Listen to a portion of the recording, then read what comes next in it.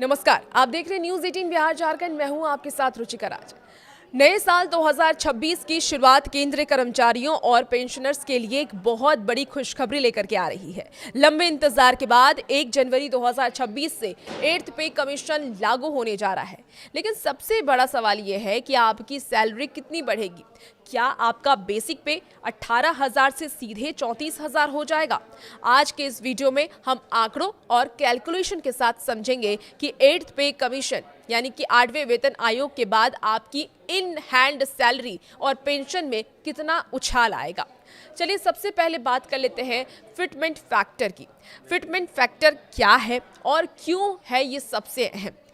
Fitment factor का calculation भी चलिए हम समझते हैं इस वीडियो में।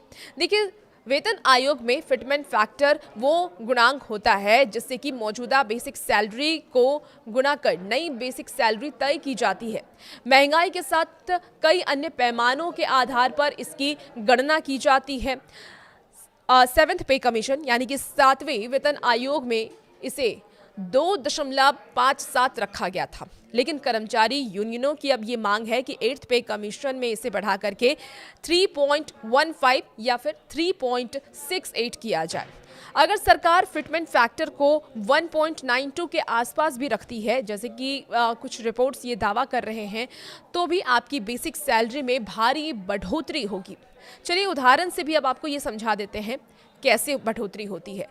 देखिए, वर्तमान में अगर न्यूनतम बेसिक सैलरी आपकी 18,000 है, अगर फिटमेंट फैक्टर 1.92 होता है तो नई बेसिक सैलरी 34,560 रुपये होगी।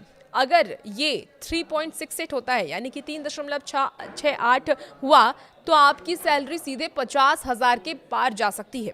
हालांकि एक्सपर्ट्स के मुताबिक ये 34,000 से 35,000 के बीच सेट हो सकती है। अब सैलरी ब्रेकअप को भी समझ लेते हैं क्या क्या बढ़ेगा। तो देखिए, सैलरी सिर्फ बेसिक पे नहीं होती।